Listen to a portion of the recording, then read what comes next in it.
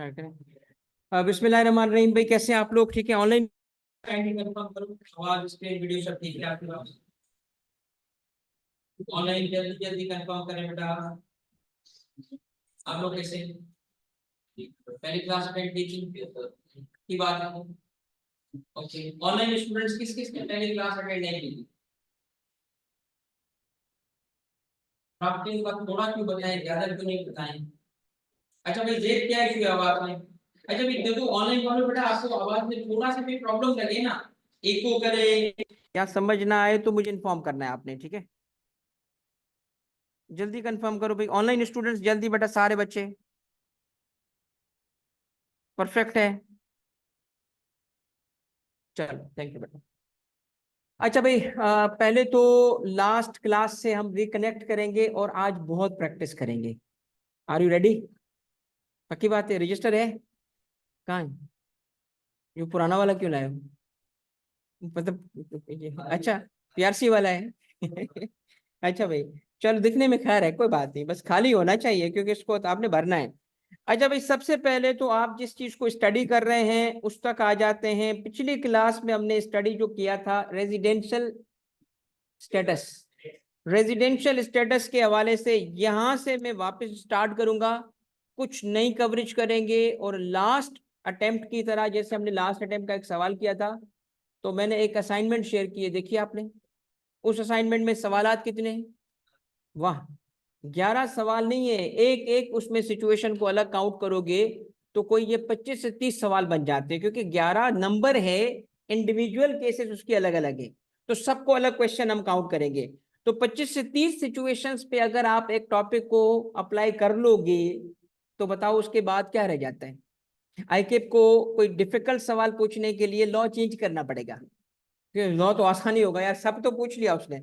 यकीन करो, मैं आपको बताऊं, हर सब्जेक्ट की नेचर अलग होती है।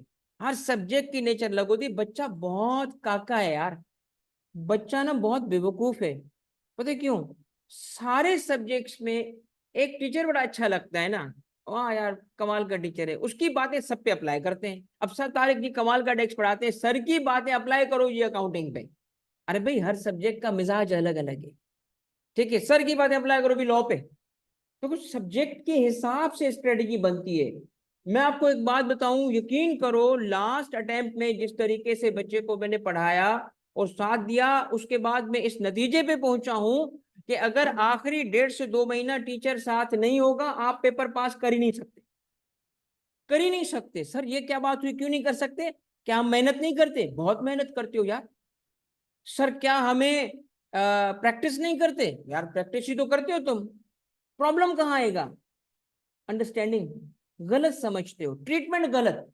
बच्चा ऐसे कौन, मैं देखता था ना ग्रुप में एक आता है जी छोटा तारिक तुनियो, और बच्चों को पढ़ाना शुरू करता है, जो ट्रीटमेंट बताता था ना, ट्रीटमेंट। अब मुझे पता नहीं होता था कि वो बच्चा सेंसिटिव ना हो। कुछ बच्चे सेंसिटिव होते हैं ना, दिल पे ले लेते हैं। मुझे शक होता था, वरना लानत भेजता शक्ल पे, ये ले तेरी लानत, तेरी लानत दे, फिर आगे बात करेंगे। यार तू ट्रीट, ये कहां से ट्रीटमेंट लाए हो? लॉ की ट्रीटमेंट होती है, लॉ में ट्रीटमेंट होती है कि यहाँ पे ये काम करना है, यहाँ पे ये काम करना है, और वो अपने हिसाब से कोई नया लॉ बना के बैठे होते हैं। तो इसीलिए मैं आपको एक बात बता रहा हूं, जो व्हाट्सएप ग्रुप है ना, उसमें मैं एक अभी का ये जो 1.5-2 घंटे पढ़ा रहा हूँ, मैं 6 महीने साथ हूँ तुम्हारे बेटा। हर क्लास के बाद रिवीजन भेज रहा होता हूँ, अगली क्लास का कनेक्शन भेज रहा होता हूँ, भाई अगली क्लास में ये पढ़ेंगे, पिछले में ये क्या, और असाइनमेंट।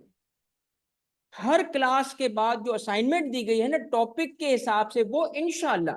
देखिए मैं आपको एक बात बताऊं, हर टीचर का अपना व्यू होता है। मैं अपने सब्जेक्ट को जानता हूं, टैक्स मेरे लिए सब कुछ है, क्योंकि टैक्स कमिश्नर भी हूं, टैक्स प्रोफेशनल भी हूं, टैक्स का रिसर्चर भी हूं, और टैक्स का डे 1 से टीचर भी हूं। तो टैक्स को अल्हम्दुलिल्लाह जिस तरीके से मैं समझता हूं, मैं आपको इसकी एडवाइस करता हूं। कॉन्सेप्चुअल स्टडी करो और lots of practice. Lots of, जो कहते हैं ना प्रैक्टिस 2 सवालों की होगी, वो गलत फहमी का शिकार है। फेल होने के बाद पता चलेगा आपको कि हाँ जी कॉन्सेप्ट होना चाहिए और प्रैक्टिस नहीं होनी चाहिए। बकवास बात है, कॉन्सेप्ट होना चाहिए प्रैक्टिस नहीं। एग्जामिनर थोड़ा कॉन्सेप्ट को यूं मोड़ कर अप्लाई, मैं आपको बताता हूँ, मेरे उस्ताद ने जब हमें पढ़ाया, एक ऐसे सवाल दिए और कहा कि 3 घंटे तुम्हें करके दिखाओ। ओपन बुक एग्जाम था, ओपन बुक एग्जाम 3 घंटे। हम टेक्स्ट के चीते थे, हमने कहा सर ये तो आधे घंटे का काम है, आपको पता है 3 घंटे में नहीं हो पाया हमसे। उसने खस रहा है, हाँ भाई बताओ, लग रहा था ना टैक्स तुझे आता है, चलो। हम एकेडमी में पढ़ते थे, इनकम टैक्स एकेडमी, जो टैक्स टैक्स की ऑफिसर्स की ट्रेनिंग एकेडमी है, वहां हम अल्हम्दुलिल्लाह हमने सीखा है लॉ। तो कहा अच्छा जाओ हॉस्टल में कल करके दिखाना। यकीन करो कल भी हमसे नहीं है, पूरे लगे हुए हैं एक दूसरे से यार, इसका पता है क्यों? क्योंकि कुछ केसेस होते हैं बॉर्डर लाइन कहाँ जाएगा डिसाइड ही नहीं कर पा रहे थे। तो प्रैक्टिस करो ना बेटा, रियल लाइफ सिचुएशंस तुम्हारे पास नहीं है, एग्जाम सिचुएशन तो है ना तुम्हारे पास, तो अप्लाई करना लॉ को उसको। तो जो समझता है ना कि जी तो सवालों में कॉन्सेप्ट सीखा जा सकता है, वो है सिंपल नॉनसेंस, टेक्स्ट पे नहीं अप्लाई करता। मैं कॉन्सेप्ट बनाने का अल्हम्दुलिल्लाह एक्सपर्ट हूं, मैं कॉन्सेप्ट बनाने का एक्सपर्ट हूं, मेरी अपनी पूरी एक्सपर्टीज ही कॉन्सेप्ट बनाने की है। वो आपको एक क्लास में समझ आ गया होगा, कहां से चीज उठा के कैसे तोड़ तोड़ के एक्सपर्ट बना देता हूं। बट तुम पेपर पास कब करोगे? जब प्रैक्टिस करोगे। लिख लो, लिख लो। अगर तुम्हें लगता है ना बगैर प्रैक्टिस के पेपर पास कर सकते हो, तो बेटा फिर इन्ना लिल्लाह है तेरे पेपर पे, ठीक है। इसीलिए असाइनमेंट, राइट, हर टॉपिक की असाइनमेंट होगी, और by the end of the course आपके सारे पास पेपर हो चुके होंगे। और देखो रही बात सवालों की, तो बेटा ऐसे सवाल भी मैं बना सकता हूं कि आप तो क्या मतलब कोई और भी नहीं कर सकेगा। इसलिए नहीं कि मैं बड़ा एक्सपर्ट हूं, अल्हम्दुलिल्लाह हूं, इसमें कोई शक नहीं है, मगर इसलिए बता रहा हूं कि इस सब्जेक्ट में समंदर है यार। इसमें ऐसे देखो हमारे टीचर ने क्या किया, 2 दिन दिए पेपर नहीं हुआ हमसे, क्यों? बॉर्डर लाइन, डिसाइड ही नहीं कर पाते, डिसाइड ही नहीं कर पाओगे कि किधर जाएगी ये सिचुएशन। एनीवे, अब बात बेटा क्या है मेरी, फोकस किस चीज पे? 2 बातों पे, कॉन्सेप्चुअल अंडरस्टैंडिंग और प्रैक्टिस। तो प्रैक्टिस के लिए आपके पास आज स्टार्ट हो रहा है, कल भी मैंने कराई थी, पहले क्लास में कराई, आज भी करेंगे। तो मुझे रजिस्टर दिखने चाहिए, मुझे देसी वे में पढ़ाना है, एआई का दौर नहीं है। एआई का दौर अमेरिका में, इधर थोड़ी है, इधर आएगा अगली सदी में इंशाल्लाह। छोड़ो, हम देसी वे में पढ़ेंगे यार। मैं फैंसी चीजें लाने के बजाय तुम्हारे साथ बैठ के टाट पे नीचे बैठ के पढ़ाई करूंगा यार, पेपर तो पास करे ना। At the end of the day what is the most important thing for you and me? Paper pass करना। चलो पेपर पास करते हैं, छोड़ो बाकी चीजों को, बाकी लोगों को होने दो, लगे रहने दो। एनीवे बेटा आ जाए इस चीज पे। सबसे पहली चीज क्या थी? सबसे पहले ऑनलाइन बेटा आप सब ने ना एक्टिव रोल प्ले करना है, एक्टिवली पार्टिसिपेट करना है सबने, ठीक है। और इसकी वजह से आपको जो लर्निंग होगी ना, वो मुझे कहाँ से पता चलेगी? आपके असाइनमेंट से। सब पे अप्लाई करता है, ठीक है बेटा। आ जाओ भाई, सबसे पहली चीज आपको याद होगा मैंने क्या कहा था, पर्सन 2 किस्म के, रिमेंबर? अगर पहली क्लास अटेंड किए तो बताओ, वरना मुझे एक्सप्लेन करना पड़ेगा। पर्सन कितने? 2। यार रोजे में क्यों मुझे मजबूर कर, लानत तुम्हारी शक्लों पे। पर्सन कितने यार? 7 पर्सन है यार सरदार, 7। 7 कौन से? इंडिविजुअल, एओपी, कंपनी, ये पर्सन है ना। अच्छा जी, 7 पर्सन लिखे हुए हैं। अब इनके कबीले कितने? कबीले को क्या कहते हैं? Residential status. रेजिडेंशियल स्टेटस के हिसाब से अब 2। पहला कौन सा? रेजिडेंट। दूसरा कौन सा? अच्छा, अब रेजिडेंट और नॉन रेजिडेंट बनने से होगा क्या, ये आज सीखेंगे। होगा क्या? अगर रेजिडेंट बन गया जन्नती, कंफर्म्ड जन्नती, नॉन रेजिडेंट बन गया तब भी जन्नती। इसका मतलब ये थोड़ी है कि तो कैटेगरीज हम बनाई हैं तो कोई तो मकसद होगा ना, आज सीखेंगे इसका मकसद। मगर पहले क्लासिफिकेशन तो सीख लें। अब देखिए क्लासिफिकेशन में सबसे पहले क्या है, फेडरल गवर्नमेंट क्या बन गई? पक्की बात है, इस पे ठप्पा लगा है, ठप्पा। किस चीज का ठप्पा लगा है इसको? अच्छा, किस मूवी में आमिर खान ठप्पे ढूंढता है बच्चों के? हाँ, पीके। ये ठप्पा ढूंढा हूं, ठप्पा। इस पे ठप्पा लगा हुआ है भाई, किस पे ठप्पा लगा है?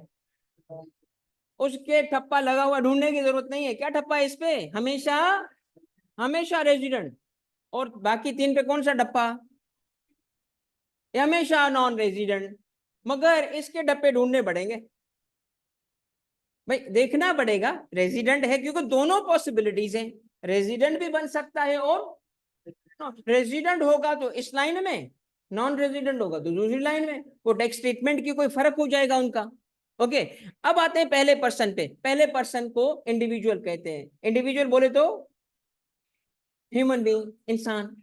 Human being, natural person, online, ठीक है यहाँ तक बेटा, ठीक है, आ जाओ बेटा।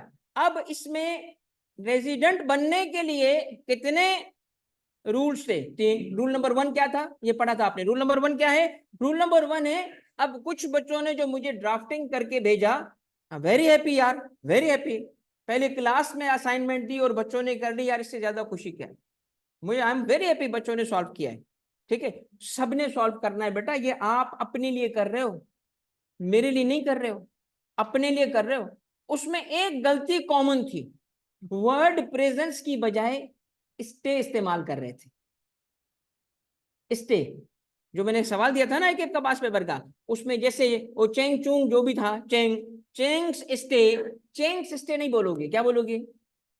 चेंग्स क्या? प्रेजेंस। स्टे नहीं, क्या? प्रेजेंस। सर एक ही तो बात है, स्टे बोले प्रेजेंस बोले। बेटा तेरा एग्जामिनर कोई बूढ़ा है? मैं आपको बताऊं, एग्जामिनर की बात सुनो। आपके एग्जामिनर जो है ना, वो लॉ के पुराने पुराने चावल होते हैं। पता है, पुराने चावल, लॉ के पुराने चावल। उसको ना एक कॉमा पे भी एतराज होता है। मेरा एक, मुझे एक पेपर चाहिए फटा हुआ, मतलब एक वन पेपर चाहिए, पेपर पेपर कोई भी निकाल के दो, सिंगल पेपर। मेरा आईबीए कराची में एक उस्ताद था, आईबीए कराची के उस उस्ताद की एनालिसिस पेपर, ले आओ इधर आओ, मौलवी इधर आ। तो उस्ताद ने एनालिसिस ऑफ फाइनेंशियल स्टेटमेंट के पेपर पढ़ाते हुए कहा कि भाई आप आईबीए, आईबीए कराची के बेटा एनालिसिस ऑफ फाइनेंशियल स्टेटमेंट के उस्ताद है। पता है क्या बोलता था? सुनो, वो कहते थे कि भाई मुझे आपकी असाइनमेंट इस तरह चाहिए, ये ये बीच में मोड़ो पेपर को, और यहाँ इसके बाद इधर तुम नाम लिखोगे, और जो मेरा इस मेथड को फॉलो नहीं करेगा मैं उसको फेल करूंगा। भाई बात यह है कि आईबीए में दाखिला हो गया, यही शुक्र की बात है। अब वो कहते उल्टे लटक जाओ, उल्टे लटक जाएंगे, वो जो बोलेंगे करेंगे, क्यों? डिग्री चाहिए यार, ठीक है ना। हमने कहा सर बिल्कुल ठीक है। तो हम क्या करते थे, घर से ना उसको आयरन करके सीधा करते थे, ताकि ऐसा खूबसूरत सीधी तेरी चीज जाए ना, तो उस्ताद खुश। अच्छा पेपर पास हो गया, सारा आगे निकल गया। एक दफा मुझे कहीं वो उस्ताद मिले आईबीए के कैंपस पे, मैंने कहा अब तो कुछ नहीं बिगाड़ सकता, अब जाके पूछ। अब इस वो जो वायरस, वायरस नहीं, वायरस दो हाथों से लिखता था, वायरस। मैंने कहा अच्छा इससे पूछ कि यार ये इसकी क्या लॉजिक थी, क्योंकि मेरे दिमाग में हमेशा ये सवाल होता है, वाई, क्यों भाई, कैसा करूं, क्यों करूं, बताओ लॉजिक तो बताओ। लॉजिक नहीं बताओगे भाईजान, मेरे भेजे में बात नहीं आती। रट्टा नहीं लगा सकता अपन भाई, बिल्कुल भी। मार दो, गोली मारो, खा लूंगा, रट्टा नहीं लगाऊंगा। समझाओ तो सही, अल्लाह ने अक्ल दी है, कुरान में बार बार बोला है, सोचते क्यों नहीं हो, समझते क्यों नहीं हो, तो सोचो समझो ना। तो मैं हिम्मत करके गया, मैं कहा सर एक बात पूछूं? देख रहे हैं, फिर मैंने कहा जान की अमान पाऊं तो अर्ज करूं? हाँ हाँ पूछ बेटा पूछ, क्या? मैंने कहा सर आप हमसे असाइनमेंट में ये जो फोल्ड करवाते थे, उसकी क्या लॉजिक है? पता है हंस के क्या कहता है? कहता है मुझे आईबीए वालों ने जो दराज दिए ना, उसका साइज ही ये है। कहता है आप तुम खोल के देते तो मैं बैठ के फोल्डिंग कर रहा होता, इससे अच्छा था कि मैं तुमसे फोल्डिंग। यार मैंने कहा सर अगर ये आप उस वक्त बताते हम दिल से करते, उस वक्त बताते हम दिल से करते, लॉजिक तो बताओ। तो आपका एग्जामिनर ऐसा होगा, ठीक है, क्या कहेगा, इसको तो ये नहीं लग पाता, ये तो प्रेजेंस लिखा है, लॉ में स्टे लिखता है, करो माइनस इसको। तो बेटा देखो, लॉ के साथ डील कर रहे हो ना, कहते हैं to catch a killer think like a killer, think like. आपका एग्जामिनर जिंदगी से तंग, बीवी से रोज झगड़ा, लिख, मैं जानता हूं मेरे दोस्त हैं, हालांकि हमारा भी वही हाल है, उनका जो हाल है मेरा भी वही हाल है, ये समझो भाई, हम जो उम्र में बढ़े ना। तो भाईजान उसकी सोच क्या होगी?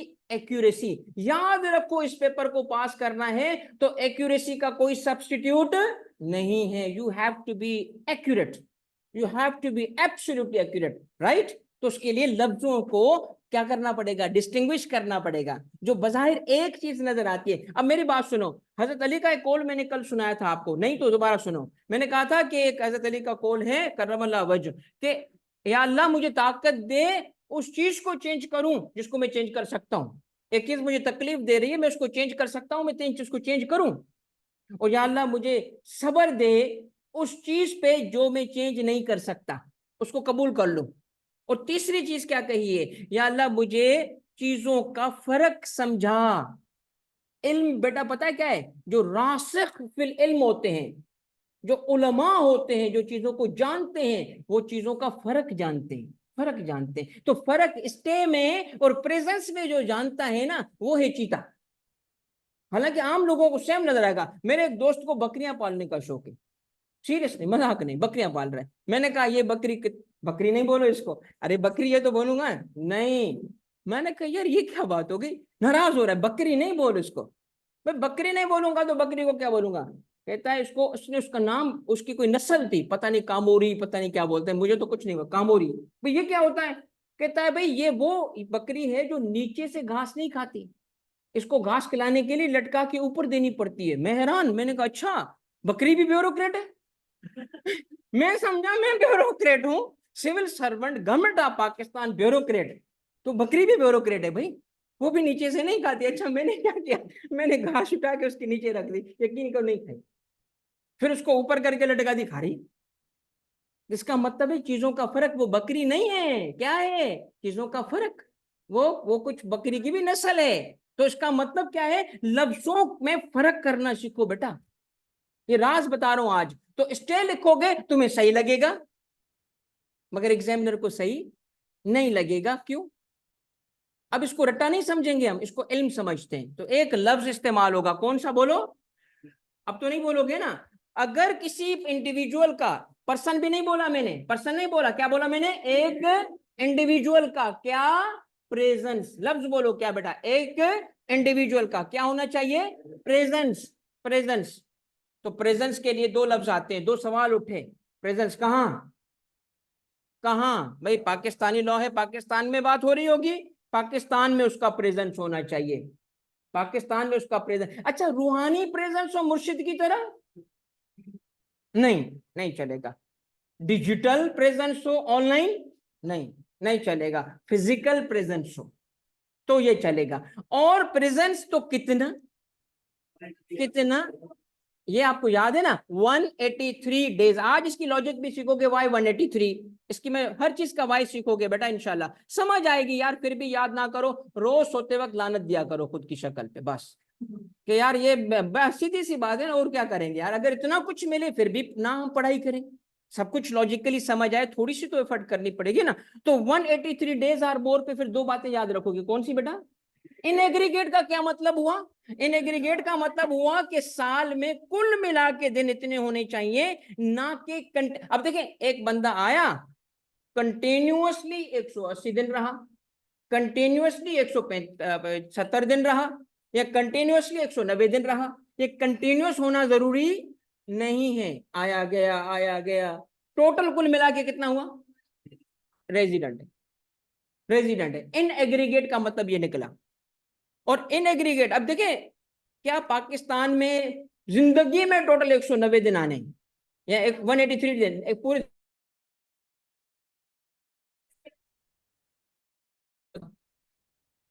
अल्ताफ भाई को तो जानते हो ना यार, मुर्शिद। क्यों नॉन रेजिडेंट यार? कराची का किंग भाई, इस वक्त अगर भाई भाई नहीं रहा तो क्या मतलब, इज्जत नहीं करोगे? भाई भाई है यार, ठीक है। मुझे बताओ उसका स्टेटस इस वक्त नॉन रेजिडेंट क्यों है? यार प्रेजेंस नहीं है ना, रूहानी तो दिलों में है ना, रूहानी तो इधर है, इधर भी मौजूद है हमारे साथ अल्लाह भाई, ठीक है। तो बेटा प्रेजेंस का मतलब क्या हुआ? तीन, सिर्फ प्रेजेंस नहीं, चार चीजें यहां टू बी नोटेड। कितनी चीजें? चार। लिखो चार चीजें कौन सी थी। Number one, presence, presence in Pakistan. Online बेटा लिखो, number one presence in Pakistan. Number one point क्या है? Presence in Pakistan. जल्दी जल्दी करो, जल्दी जल्दी करो, दौड़ो भागो। प्रेजेंस इन, ऑनलाइन लिख रहे हो कि नहीं लिख रहे हो? Presence in Pakistan. Rule number one में की पॉइंट्स कितने? चार। Presence in Pakistan. Number two लिखो, 183 डेज आर मोर। की पॉइंट्स क्या है? Presence in Pakistan. दूसरा, 183 डेज आर मोर। तीसरा, इन एग्रीगेट। चौथा, इन एडेक्शियन। ये चार बातों पे तवज्जो करनी है, रूल परफेक्ट हो गया आपका। अब गलती नहीं करोगे, चार चीजें देखोगे, एक presence in Pakistan, 183 days or more, in aggregate, in addition. ये हर एक की इंपॉर्टेंस है, सवाल इसी पे बनते हैं। और ये लॉ मैंने फिर आपको, जिसको अंग्रेजी चाहिए होती है तो उसके लिए लिख दिया। कि अंग्रेजी यूं लिखी जाती है इसकी कानून में। इन एग्रीगेट का मतलब मेरे बच्चों ये है कि एक टैक्स ईयर में सपोज कर लो कि वो 1 जुलाई पे आया, और 1 जुलाई के बाद सपोज कर लो बेटा वो 20 जुलाई पे मुल्क से चला गया, फिर उसके बाद अगस्त पाकिस्तान में आया नहीं, सितंबर में आया। तो आप क्या करोगे, उसका कंटिन्यूअस यानी एक दिन आगे और without going back continuously 183 days रहना, ये रिक्वायर्ड है, या आना जाना सब काउंट होगा? इसको कहते हैं इन एग्रीगेट। इन एग्रीगेट साल में आना जाना लगा रहेगा उसका, उस चिड़िया का। ठीक है, अब मुझे एक बात बताओ, करो रिपीट रूल। रूल बताओ क्या था रूल?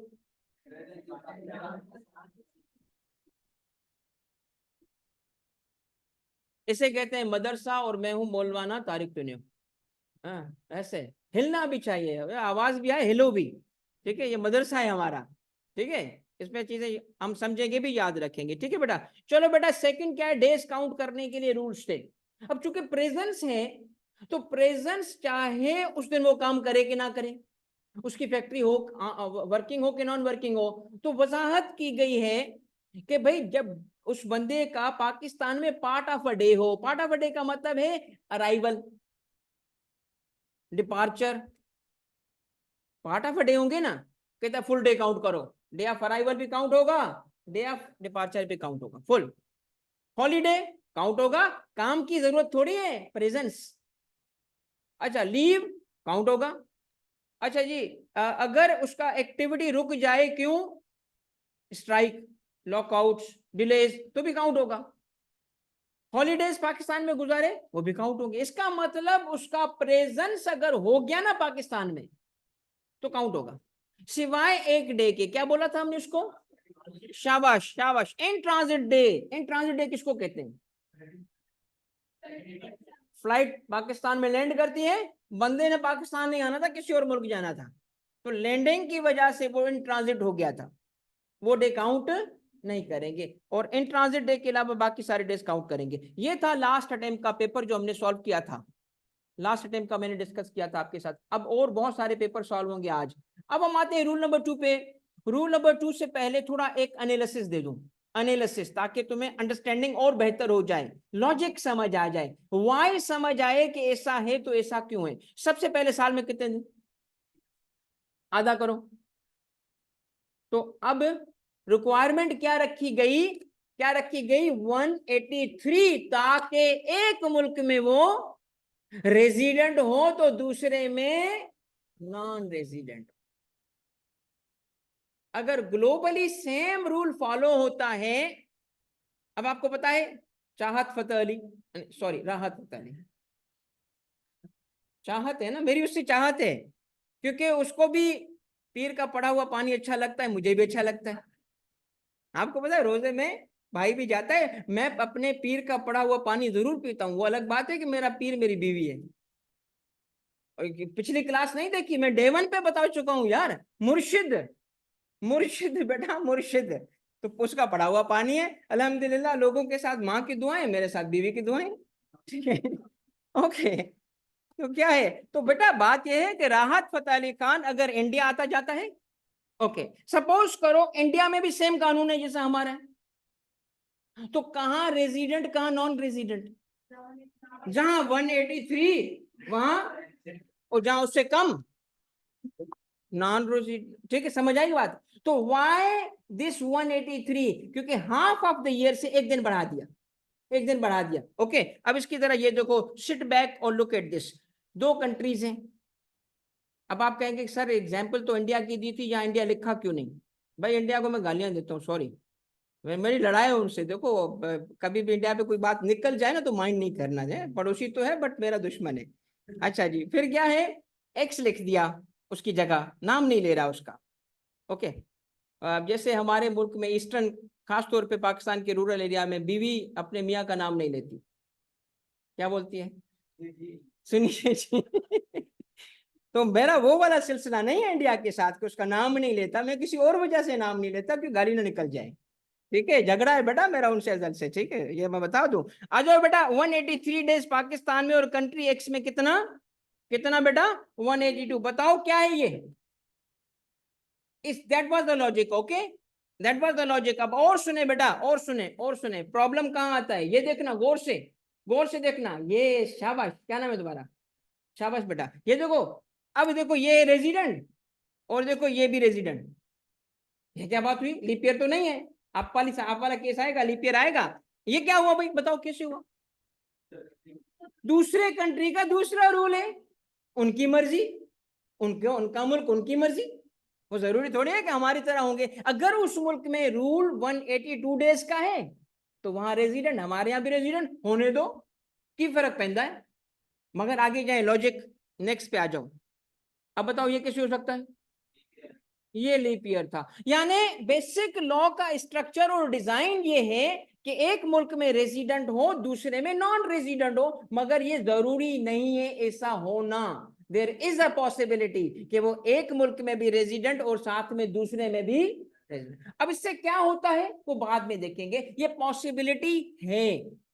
कौन सी पॉसिबिलिटी है, तो दोनों जगह रेजिडेंट होने दो, क्या फर्क पड़ता है। मगर उसका जो नेगेटिव इफेक्ट आएगा ना, इसका एक इफेक्ट आएगा, जो अभी मैं इंट्रोड्यूस नहीं कर रहा, मैं करूंगा उसको इंट्रोड्यूस, फिर मैं उसका हल भी बताऊंगा कि क्या निकाला गया। ठीक है, चले भाई अब नेक्स्ट पे आ जाएं।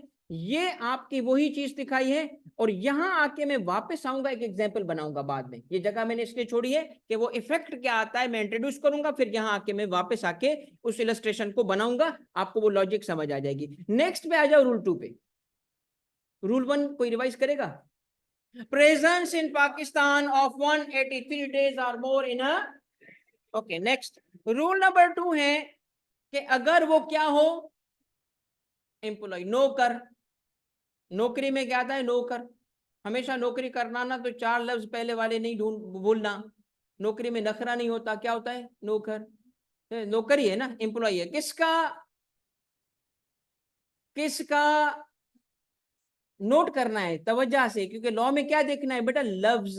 बकरी नहीं है, ये दूसरी बकरी है, बकरी नहीं बोलो इसको। तो कहा हुज, गौर गौर से देखो, गवर्नमेंट नहीं है, कौन सी गवर्नमेंट है। 3 गवर्नमेंट होती है, फेडरल गवर्नमेंट, प्रोविंशियल गवर्नमेंट, और तीसरी क्या है, लोकल गवर्नमेंट। वो यहाँ नहीं है। जिसको फर्क पता होगा ना, मोलाली का कौल, फर्क फर्क चीजों का फर्क, वही आलिम है। ये भाई फर्क देखो, गवर्नमेंट नहीं लिख सकते तुम, गवर्नमेंट लिखोगे गलत हो जाएगा। क्या लिखना है, फेडरल गवर्नमेंट और प्रोविंशियल गवर्नमेंट। तो इस लिखने से कौन नहीं आया, लोकल गवर्नमेंट नहीं आई, तो आपको स्पेसिफाई होना पड़ेगा बेटा। ठीक है, बताओ क्या है, एम्प्लॉय किसका हो, ओके, फेडरल गवर्नमेंट का यानी गवर्नमेंट ऑफ पाकिस्तान, और प्रोविंशियल गवर्नमेंट यानी चारों सूबों के गवर्नमेंट एम्प्लॉइज हो। तो क्या इसमें तारीख तो नहीं आ सकता है, हाँ भाई कमिश्नर एफबीआर, हाँ कमिश्नर एफबीआर भाई, तो मैं भी तो आ सकता हूँ, गवर्नमेंट ऑफ पाकिस्तान। ओके, मगर अगली कंडीशन क्या है, मैं तो कराची में पोस्टेड हूं। अब लाजिम है सुनना, ऐसा एम्प्लॉई फेडरल गवर्नमेंट का, ऐसा एम्प्लॉई प्रोविंशियल गवर्नमेंट का, जो क्या होगा बेटा, लफ्ज इस्तेमाल करो, जो क्या होगा, पोस्टेड। पोस्टेड कहां, ये रेजिडेंट है भाई। ये क्या बात हुई, पोस्टेड अब्रॉड, इसको क्यों रेजिडेंट, जब मुल्क में ही नहीं है तो उसको क्यों रेजिडेंट बना रहे हो, क्यों रेजिडेंट बना रहे हो। सुनो सुनो, पहले तो बताओ कि गवर्नमेंट एम्प्लॉय पोस्टेड अब्रॉड होते कौन से हैं, होते कौन से हैं, एम्बेसी वाले, एम्बेसी वाले, जो पाकिस्तान की एम्बेसी बाहर बनी हुई है, जो पाकिस्तान की हाई कमीशन से बाहर बने हुए हैं, वहां एम्बेसडर। ठीक है, वहां एम्बेसडर। अब मेरे कुछ दोस्त हैं ना सीएसएस ऑफिसर हूँ बेटा, मेरे बैचमेट हैं, दोस्त हैं, उनकी अक्सर फेसबुक पे तस्वीरें देखता हूँ, कमेंट करता रहता हूँ उन पे, तो राब्ता भी रहता है। उनका सबसे बड़ा टेंशन क्या है, यार वक्त नहीं गुजरता। भाई वक्त क्यों नहीं गुजरता तुम्हारा, इतने बिजी हो, काम ही नहीं है कोई। इंटरनेशनल रिलेशंस पे पाकिस्तान का क्या समझते हो, कितना बड़ा रोल होगा, क्या हमसे पूछ के जंगें लड़ी जाती हैं क्या, हमसे इजाजत देते हैं क्या। तो अल्हम्दुलिल्लाह मेरे दोस्त सारे फारिग बैठे हुए हैं, घर बड़े बड़े, स्विमिंग पूल होंगे, तस्वीरें लगाएंगे, जलाएंगे हमें, इधर हम मेहनत कर रहे होते हैं, ठीक है। एनीवे, तो पॉइंट क्या है बेटा, पोस्टेड अब्रॉड का मतलब क्या है, गवर्नमेंट के एम्प्लॉय बाहर है। अब एक मेरी बात सुनो, इन लोगों को जब बाहर भेजा जाता है तो सैलरी कहां से जाती है, तो कौन टैक्स करेगा, तो बनाओ ना रेजिडेंट, इनको बनाओ ना रेजिडेंट, हम टैक्स करेंगे ना उनको। आपको पता है कि बाहर के मुल्क का लॉ इन पे अप्लाई नहीं करता, जैसे बाहर के एम्बेसडर्स पे पाकिस्तान का लॉ अप्लाई नहीं करता। जो एम्बेसीज है ना पाकिस्तान में, वो लोकल लॉ के अंडर में नहीं आती है, अपने मुल्क के लॉ के अंडर में आती हैं। तो अगर किसी बंदे ने क्राइम करके किसी एम्बेसी में छुप जाए ना, तो पाकिस्तानी पुलिस अंदर नहीं जा सकती। ये क्या है, कैसे, आपको पता है ये कैसे, इसकी वजह है इनको डिप्लोमेटिक इम्यूनिटी हासिल है, इनको प्रोटेक्शन हासिल है, इंटरनेशनल लॉ है, एम्बेसडर को हाथ नहीं लगाओगे, क्योंकि पहले इनके सर उड़ाए जाते थे। पहले पता है क्या होता था, पहले ये होता था कि जब कोई मैसेज लेके जाता था ना एक किंग का दूसरे किंग की तरफ, आपने सारी इंडियन पाकिस्तानी मूवी जो बादशाहों पे बनती है, शुरुआत कैसे कराते हैं, अभी मैंने भी बोला था, जान की अमान पाऊं तो, पता है क्यों, क्योंकि अगर अगले बंदे को मैसेज बुरा लगता था तो उसका सर काट के वापस भेज देता था, ये ले तुझे, तूने मैसेज भेजा है, मैंने सर भेजा है तुझे। तो वो उनको क्यों मार रहे हो बेचारा, वो किसमें एक फ्रेज बना इंग्लिश में भी, kill the messenger, kill the messenger, तो मैसेंजर मारे जाते थे। तो फिर कहा गया इनको बख्श दो, ये गरीब है, इनके छोटे छोटे बच्चे हैं, इनको क्यों मार रहे हो। तो फिर एक लॉ बना जिसके तहत इन पे, जिस मुल्क में जाएंगे उस मुल्क का लॉ अप्लाई, तो टैक्स लॉ भी इन पे उस मुल्क का अप्लाई नहीं करेगा, तो टैक्स कौन करेगा। अब मुझे बताओ, मेरे जो दोस्त फॉरेन ऑफिस के यूके में बैठे हैं, यूएस में बैठे हैं, यूरोप में बैठे हैं, पाकिस्तान में प्रेजेंस कितना चाहिए उनको रेजिडेंट बनने के लिए, लानत शक्लों पे मेरा रोजा खराब करोगे तुम, मेरा रोजा खराब, यही नहीं यार, वो तो रूल। अब देखो, आप मान गए ना मेरे पहले क्लास वाली बात, रजिया खाला है ना, तुम्हारे अंदर रजिया खाला, रजिया खाला वाला किस्सा याद है, नहीं है, वो एक गांव की खातून है, बुर्का पहनती है, एक घर में सुबह रोज का काम है आग लगाना, पूरा गांव को आग लगाती है। एक घर में जाएगी, उसमें बातें करेगी, किसी की बुराई की, दूसरे घर में जाएगी, पिछले घर की बातें सुनाएगी, उनको लड़वा के तीसरे घर चली जाएगी। वो पूरे गांव को रोज आग लगाती है, इधर की बात उधर, इधर की बात, तो रजिया खाला तो तेरे अंदर भी है, एक सेक्शन की बात दूसरे सेक्शन में, एक जगह की बात तो क्यों अप्लाई की, वो तो रूल 1 था, रूल 1 की बात रूल 2 में क्यों लाए हो रजिया खाला, है कि नहीं है। तो क्या नियत करते हो, चलो अब नियत कर लो, हम नियत करते हैं, बोलो, एक सेक्शन की बात दूसरे सेक्शन पे अप्लाई नहीं करेंगे, आमीन। सही है, ऑनलाइन वालों तुमने कहा, बेटा एक जगह की उसको वहीं रहने दो ना यार, वो तो रूल 1 था, इसके लिए क्यों अप्लाई करते हो। तो सबसे पहली बात क्या है बेटा, दूसरे रूल में प्रेजेंस इन पाकिस्तान नहीं चाहिए, निष्ठा नहीं चाहिए भाई, क्या चाहिए, बस सिर्फ एक चीज, गवर्नमेंट एम्प्लॉय पोस्टेड अब्रॉड, याद हो गया, पक्की बात है। बच्चे सही कहते हैं ना, मेरी क्लास में घर पे जाके सिर्फ रिवाइज करना पड़ता है, चीजें याद हो जाती है, करेक्ट, याद हो गया। चलो फिर बताओ, बताओ, रिपीट करो, rule number 1, presence in Pakistan 183 days, rule number 2,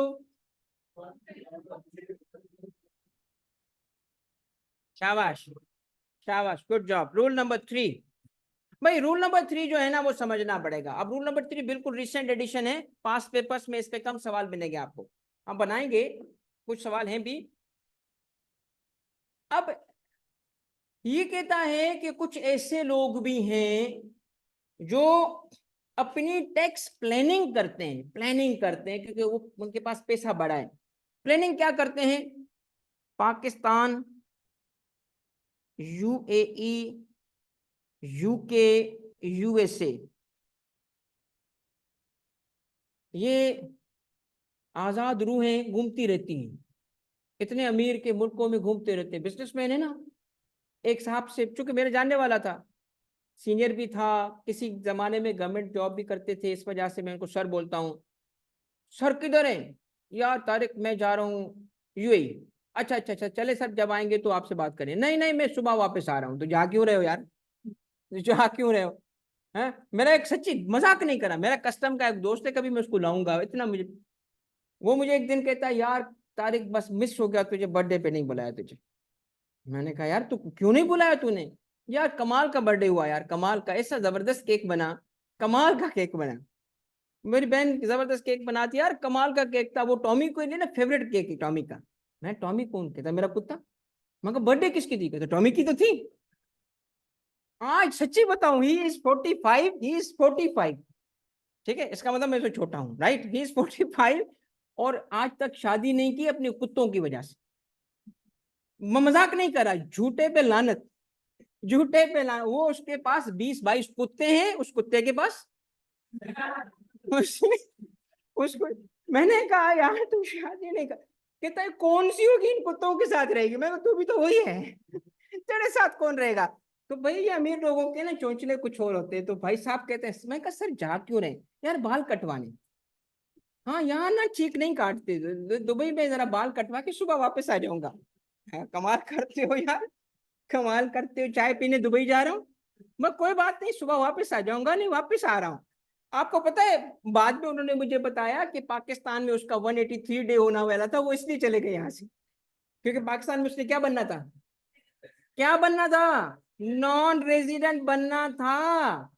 और अगर वो रुकते तो कितना दिन हो रहे थे उसके, वो 183 नहीं चाह रहे थे।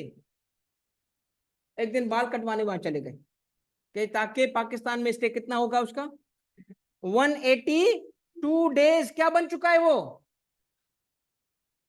ऐसा चालाक इंसान है कि हर जगह पे नॉन रेजिडेंट बनता है, कहीं पे भी 183 डेज नहीं रुकता।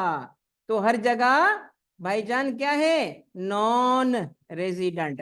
अब इससे ना उनको टैक्स की बचत हो जाती है। बचत अभी नहीं सीखोगे तुम, बचत बाद में सीखोगे कि टैक्स कैसे बचता है।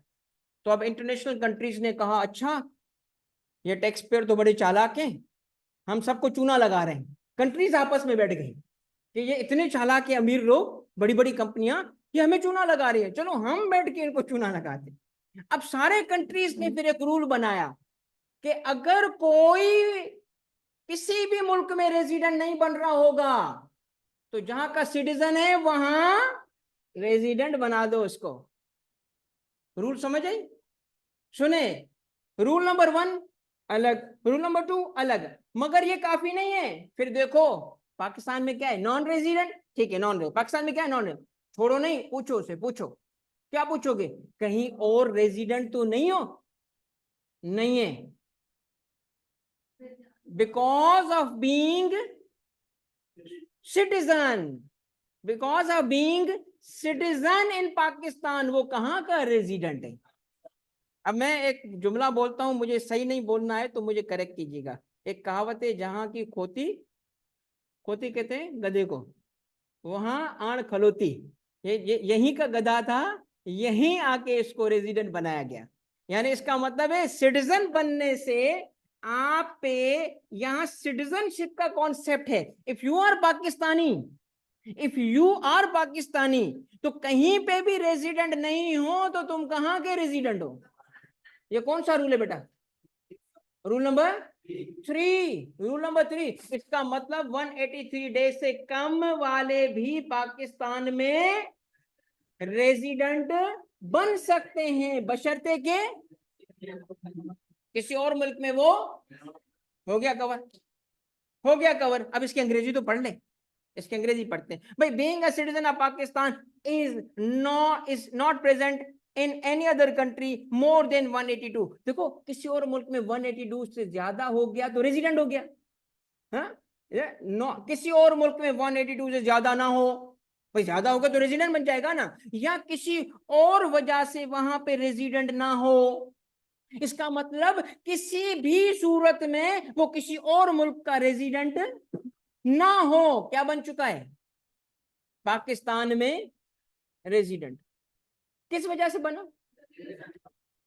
क्यों भाई, पहले रूल बनाते हो 183, फिर उसको खुद चेंज कर देते हो।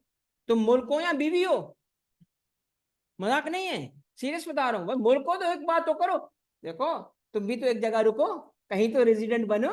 तुम उड़ते रहोगे तो हम भी उड़ते रहेंगे। आई बात समझ। अब मुझे बताओ बेटा कितने रूल थे, कौन कौन से, presence in Pakistan 183 days or more, government कौन सी, 3 number 3 rule, citizen of Pakistan, not resident. हो गया आपका रेजिडेंट। अब आगे नंबर 2 है कंपनी। सबर रखना, तवज्जो से देखना जरा। अब इजी स्टफ है, जल्दी जल्दी आ जाऊंगा पास पेपर पे। आज बैठ के हमने करने ही पास पेपर है, मुझे जरा रूल कवर करने दे, फिर सारे के सारे कॉन्सेप्ट्स रिपीट होंगे आपके प्रैक्टिस के थ्रू रियल लाइफ सिचुएशन में। देखो मैं एक बात बताऊं बेटा, मैं क्यों प्रैक्टिस को फोकस करूंगा, इसलिए फोकस करूंगा कि तुमसे पेपर वरना होगा ही नहीं। लिखवा लो बेटा, कॉन्सेप्ट बनाने का अल्हम्दुलिल्लाह मैं चैंपियन हूं। मैं तुम्हें बता रहा हूं, नहीं प्रैक्टिस करोगे पेपर तुझसे हैंडल नहीं होगा। ये बिल्कुल किसी गलत फहमी में नहीं रहना कि 2 सवाल करके कोई टेक्स्ट पास कर सकता है, गलत फहमी में नहीं रहना। अगर इस नशे में रहना चाहते हो तो रह लो, शानू की मिलेंगे रिफ्रेशर में इंशाल्लाह, आना तुझे इधर ही है। ये नहीं रखना गलत फहमी के बगैर मेहनत के कुछ होता है। हर अच्छी चीज मेहनत से मिलती है। लैसा लिल इंसान इल्ला मा सआ, इंसान के लिए सिवाय कि वो मेहनत करे उसके लिए नहीं है। इंसान को नहीं मिलेगा कोई चीज जब तक कि वो उसके लिए सही मेहनत ना करे, कोशिश ना करे। बेटा मेहनत ये दुनिया का उसूल है, ये राज है इस दुनिया का। बार बार कुरान में जब ईमान की बात की गई है तो अगला लफ्ज अमल क्यों है? अमल क्यों है? अमल से सब कुछ होगा, काम करना पड़ेगा। काम करोगे आगे बढ़ोगे, सोचोगे बढ़ जाओगे। सोचे बढ़ गए, सोचना नहीं है सानू, काम करते रहो। ठीक है बेटा, चलो भाई कंपनी के लिए देखें क्या है, गौर से देखना। ये देखो गौर से, कंपनी क्या लिखा है बेटा, गौर से पढ़ो। कंपनी इनकॉर्पोरेटेड और फॉर्म्ड बाय और अंडर अपनी देसी कंपनी, अपनी कंपनी क्या है, ये पाकिस्तानी कानून के तहत बनने वाली कंपनी। अब यहाँ 2 लफ्ज लिखे, तुम्हें पता होने चाहिए। बाय अ लॉ, यानी कोई लॉ बना ही इसलिए कि वो कंपनी बना सके। जैसे पाकिस्तान इंटरनेशनल एयरलाइन कॉरपोरेशन का एक्ट था, वो कानून बना ताकि पाकिस्तान इंटरनेशनल एयरलाइन कॉरपोरेशन बन सके। तो क्या कहेंगे, Pakistan International Airline Corporation was formed by a law, by a law, single law, single company. मगर जनरल लॉ और हर किस्म की कंपनी, कंपनीज एक्ट, कौन सा 2017, जो चाहे कंपनी बना लो अंडर अ लॉ। बाय का मतलब एक कानून आएगा, एक कंपनी बनाएगा, बस उसका काम यही होगा। कानून आया ही एक कंपनी बनाने की, स्पेशल कंपनी बनाने के लिए, अलग कानून था वो, PIA एक्ट, जबकि कंपनीज एक्ट कोई भी कंपनी। तो पाकिस्तान में बनने वाली कोई भी कंपनी चाहे स्पेशली बने चाहे जनरल लॉ के तहत बने, मगर बनी कहां, बर्थ प्लेस कहां है, ये रेजिडेंट है। ये क्या है, चाहे उसको बनाने वाले पाकिस्तान में हो या ना हो, चाहे उसका बिजनेस पाकिस्तान में हो या ना हो, ना उसका बिजनेस जरूरी है, ना उसको बनाने वाले जरूरी हैं, ना उसको चलाने वाले जरूरी हैं। सिर्फ एक ही चीज देखनी है, कौन सी,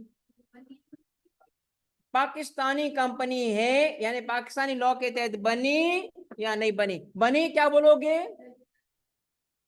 खत्म, रूल नंबर 1 हो गया आपका। अब रूल नंबर 2 देखो जरा, ऑनलाइन वालों तवज्जो करना। अब एक नया टर्म आ गया, एक टर्म आ गया भाई। अब ये टर्म क्या है, उस टर्म को जरा समझते हैं। भाई ये टर्म बोलता है हमें, ये आपको याद करना पड़ेगा, कंट्रोल एंड मैनेजमेंट। कंट्रोल और मैनेजमेंट आया। अच्छा जी, कंट्रोल और मैनेजमेंट जो है वो किसका कंट्रोल और मैनेजमेंट है, कंट्रोल और मैनेजमेंट कंपनी के अफेयर्स का, कंपनी के अफेयर्स का। तो कंपनी के अफेयर्स क्या है, मैनेजमेंट चलाना, डिसीजन मेकिंग। मुझे बताओ कंपनी की डिसीजन मेकिंग कहाँ होती है, बोर्ड में, बोर्ड में होगी, बोर्ड में डिसीजन मेकिंग होगी। ओके, तो कहता है कंट्रोल और मैनेजमेंट सिचुएटेड हो, कहां पे सिचुएटेड हो, पाकिस्तान में। वेरी इंपॉर्टेंट वर्ड, होली, सारे के सारे बोर्ड मेंबर पाकिस्तान में, सारे के सारे बोर्ड मेंबर पाकिस्तान में हो, सारे डिसीजन मेकर पाकिस्तान में हो। एक बोर्ड मीटिंग हुई पाकिस्तान में और उसमें 7 बोर्ड के मेंबर थे, सातों यहां मौजूद थे। तो क्या कहेंगे, होली, 7 में से एक ऑनलाइन बाहर से बैठा था, होली अभी भी नहीं है, ऑनलाइन काउंट नहीं होगा। फिजिकल प्रेजेंस चाहिए इन पाकिस्तान। और गौर से देखो कि वो क्या पूरा साल यहाँ मौजूद हो, नहीं, एट एनी टाइम। एक दफा की मीटिंग भी हो गई ना, अब मेरे पास एक अच्छा प्लान है, मैं उसको रास को आउट नहीं करता, कभी प्राइम मिनिस्टर बनूंगा तो मैं खुद अमल करूंगा। क्यों सोचने में क्या अर्ज है यार, तो अभी इनको क्यों अपना आइडिया दे दूं। मैं पता है क्या करूंगा, प्राइम मिनिस्टर बन जाऊंगा इंशाल्लाह पाकिस्तानियों। मैं ये करूंगा कि जो सबसे बड़ी मल्टीनेशनल चल रही है ना आजकल, कौन सी चल रही है बताओ। ये यूनिलेवर पाकिस्तानी, अमेरिकन बात कर यार, छोटे इंसान, बड़ी ही बातें कर, बड़ी कंपनियां, सबसे बड़ी कंपनी कौन सी है? हम्म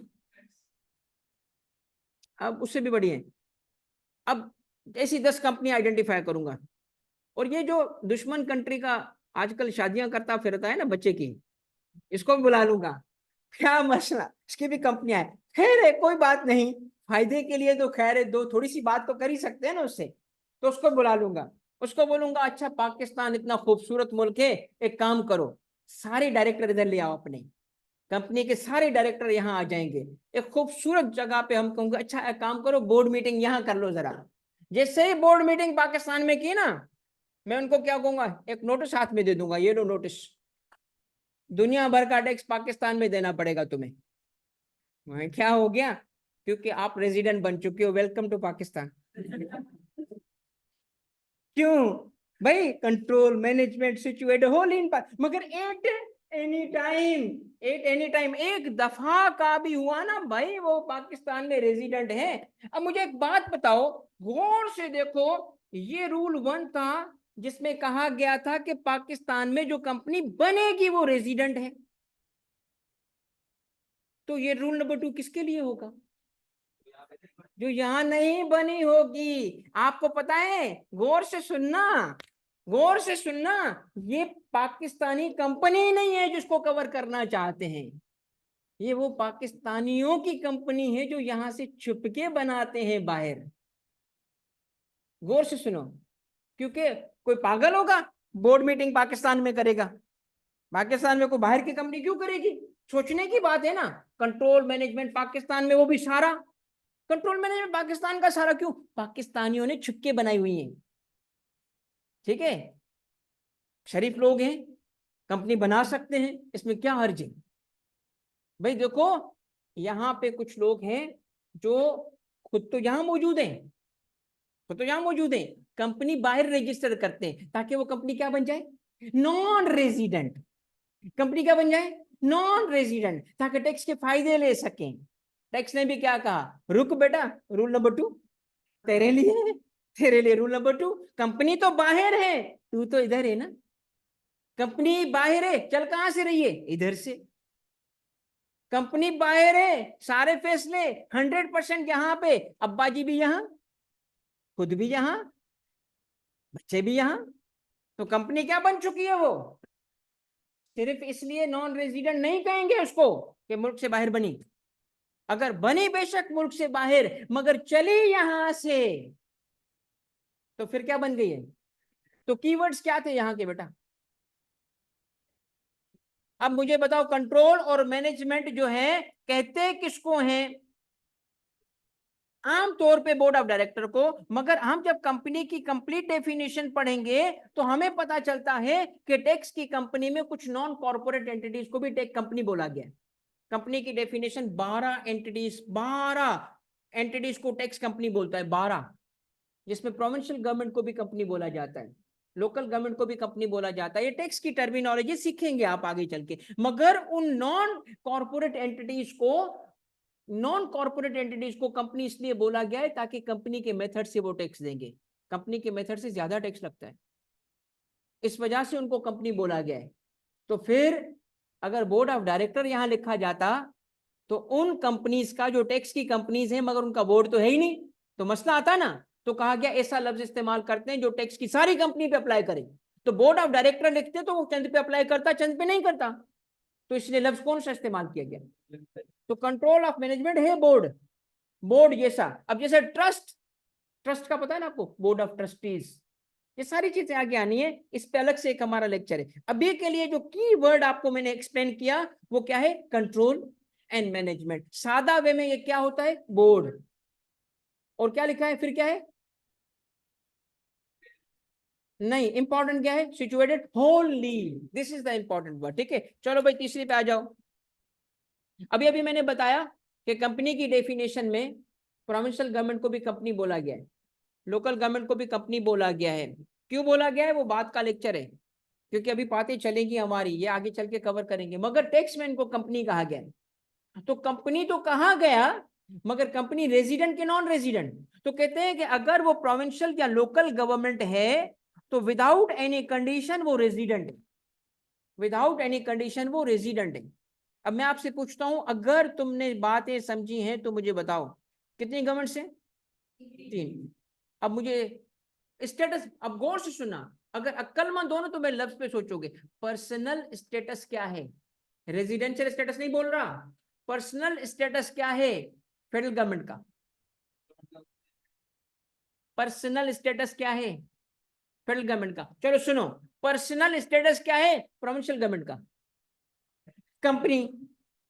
पर्सनल स्टेटस क्या है लोकल गवर्नमेंट का, कंपनी, क्योंकि कंपनी है ना, वो कौन सा, इसका मतलब इन अदर वर्ड्स वो पर्सन है कि नहीं है, कौन सा पर्सन है वो, कंपनी है। अब दोबारा सुनो, फेडरल गवर्नमेंट का पर्सनल स्टेटस क्या है,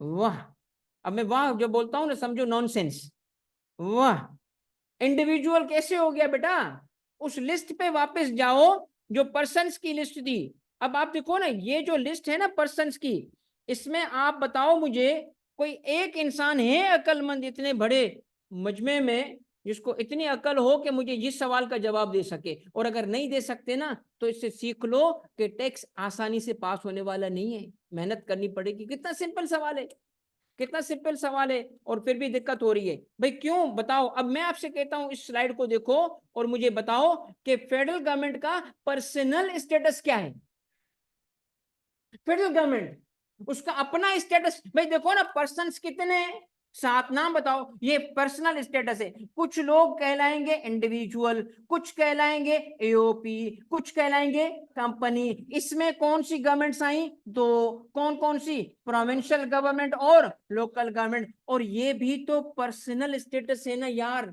फेडरल गवर्नमेंट का पर्सनल स्टेटस क्या है, फेडरल गवर्नमेंट, उसका नाम ही फेडरल गवर्नमेंट है, उसका नाम भी और टैक्स में भी उसका स्टेटस फेडरल गवर्नमेंट है, यानी वो पर्सन तो है मगर बजाते खुद उसका स्टेटस भी फेडरल गवर्नमेंट है, क्योंकि लिस्ट में उसका नाम क्या रखा गया है। अगर चौथे नंबर पे नाम लिखा होता चूचा, हम उसको चूचा बोलते, आप कहते फेडरल गवर्नमेंट का स्टेटस क्या है, चूचा।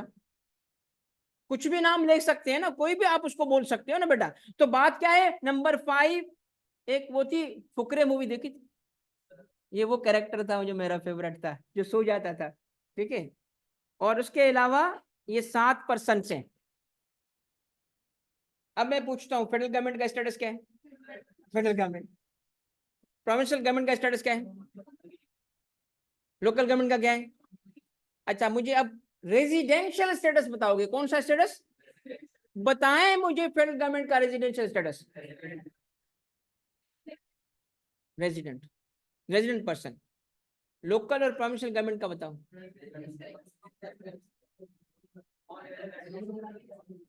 दोनों नहीं है, अभी तो पढ़ा, अभी तो पढ़ा भाईजान। अब आप बताओ मुझे लोकल गवर्नमेंट और प्रोविंशियल गवर्नमेंट का रेजिडेंशियल स्टेटस बताओ। आगे लफ्ज बोलो, सही जवाब दे रहे हो, एक लफ्ज और सुनना मुझे, रेजिडेंट से थोड़ा आगे बढ़ जाओ बस।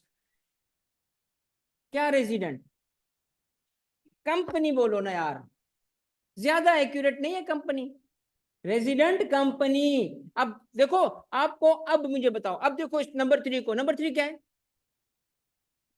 अगर वो कंपनी प्रोविंशियल और लोकल गवर्नमेंट होगी तो हमेशा रेजिडेंट कंपनी काउंट होगी। कितने परसेंट, अब तक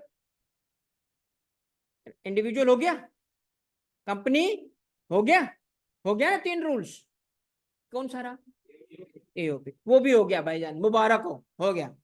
सरके से वो ही रूल नीचे आ गया, कौन सा रूल नीचे आ गया, हाँ with one change, with one change, with one change. और वो चेंज क्या है, सिर्फ एक चेंज कर दिया हमने रूल नंबर 2 में, कंट्रोल और मैनेजमेंट। अब की बार किसका कंट्रोल और मैनेजमेंट? कौन होता है कंट्रोल और मैनेजमेंट एओपी का? पार्टनर्स। पार्टनर्स होंगे उसके। और सिचुएटेड होल्डी आर पार्टी। अब पार्टी का क्या मतलब हुआ यार? एक पार्टनर भी पाकिस्तान में है ना, बन गई वो रेजिडेंट। बन गई वो रेजिडेंट। यानी एओपी में हम देखेंगे कि होल्डी सारे पार्टनर यहां हो तब भी रेजिडेंट, पार्शली पार्टनर्स यहां हो तब भी रेजिडेंट। तो कब नॉन रेजिडेंट? जब कोई भी यहां ना हो। अब चलो, अक्लमंद तो तुम हो, देखो कितना जबरदस्त जवाब दोगे मेरे सवाल का। सुनो मेरा सवाल। सवाल मेरा ये है कि एक एओपी पाकिस्तान में under a Pakistani law register हुई, 3 पार्टनर थे, पूरा साल यूके चले गए, वहीं सेटल हो गए। अब एओपी का स्टेटस बताओ। लानत शक्ल पे। वाह भाई कमाल, मतलब रजिया खाना कूट कूट के भरी है इधर तो। मतलब सोचो, दोबारा पूछ रहा हूं। एक एओपी पाकिस्तानी लॉ के तहत बनी, रजिस्टर हुई पाकिस्तानी लॉ के तहत, सर्टिफिकेट दिया गया उसको, you are hereby registered under Pakistani law. Partner यहां नहीं है। क्या है ये? इसका स्टेटस क्या है? इसका स्टेटस क्या है? सोच लो जरा, सोच लो। ये बेटा बात सुनो यार, वो कंपनी का रूल इधर क्यों ला रहे हो यार? इसका एक ही रूल है और सिर्फ क्या देखना है, किसने बोला तुम्हें कि इसको भी नीचे गिराऊंगा? मैं नहीं गिराऊंगा, मेरी मर्जी। भाई किसने बोला तुम्हें? एओपी के कितने रूल्स हैं? बस ना एक, वो कौन सा रूल है? आपको मैंने आज साबित कर दिया है टैक्स कैसे पास होगा। आज मैंने आपको बता दिया है कि तुम्हारा जहन पूरी कोशिश करेगा तुझे टैक्स फेल कराने के लिए, पूरी कोशिश करेगा तुम्हारा जहन तुम्हें टैक्स फेल कराने के लिए। तुमने रेजिस्ट करना है, क्योंकि वो एक जगह की बात दूसरी जगह लाएगा। This is how human mind works. और इसका मुझे फायदा हुआ था एक जगह की बात दूसरी जगह लेके जाने का। पता है कैसे? मैंने सीएसएस पास कर लिया। आपको पता है मैंने कैसे किया? मेरा एक सब्जेक्ट मुझसे डिसाइड नहीं हो रहा था, 12 पेपर होते हैं और you have to pass all papers in one attempt, fail in one fail in all. अल्हम्दुलिल्लाह फर्स्ट अटेम्प्ट में सीएसएस पास हुआ। I was youngest in my batch. 21 साल में सीएसएस होता है, कम से कम 21 साल हो, मैंने 21 साल में सीएसएस किया। यंगेस्ट इन माय बैच था। सिंगल अटेम्प्ट अल्हम्दुलिल्लाह पास हो गया, वापस देखा ही नहीं। चल भाई आगे बढ़े जिंदगी में, वापस मैंने कभी रिअपेयर नहीं हुआ। अब मेरी बात सुने, पता है मेरा एक सब्जेक्ट डिसाइड नहीं हो रहा था। लोग कह रहे थे यार लिटरेचर लेना चाहिए, लैंग्वेज लेनी चाहिए, मेरी तो इससे बनती नहीं थी, क्योंकि जो शायर पढ़ो या तो नाकाम इश्क में, यार यहाँ तो पागल, यहाँ तो पागल, उसकी बातें कहाँ समझ आती हमें। तो मेरा दिल नहीं करता था उसको पढ़ने के लिए। किसी ने कहा यार भाई ले ले, बता रहे हैं तुझे इसके नंबर अच्छे आते हैं। मैं कहा यार मेरा, मुझसे एक शेर याद नहीं होगा। बाद में खुद शायरी कर दी मैंने। आजकल मैं शायरी करता हूँ, सुनाऊंगा तुम्हें, सुना दूं? 2 किस्म की शायरी है मेरी अपनी भाई। एक बीवी पे, मजाक नहीं, एक में शायरी करता हूँ मजाहिया बीवी पे, और दूसरी में शायरी करता हूँ अपने इश्क पे, वो मेरा नबी है। नातिया शायरी, नातिया शायरी भी है मेरी, वो संजीदा है। अब देखें, मेरी बीवी से मुलाकात हुई थी लिबर्टी में। लिबर्टी पता है क्या है? लिबर्टी मेरे बच्चों को भी पता है। अब लिबर्टी लिबर्टी कर रहे हैं, पापा आप लिबर्टी में नहीं कहते। अब मैंने उस पर एक शेर लिखा, काश उस दिन तू लिबर्टी में ना मिली होती, काश उस दिन तू लिबर्टी में ना मिली होती, ये मेरी जिंदगी अब खुशियों से भरी होती। काश उस दिन तू लिबर्टी में ना मिली होती, ये मेरी जिंदगी अब खुशियों से भरी होती। गुलो गुलजार सा चेहरा न मुझे दिखता तेरा, गुलो गुलजार सा चेहरा न मुझे दिखता तेरा, 10 मिनट पहले जो पार्लर से ना निकली होती।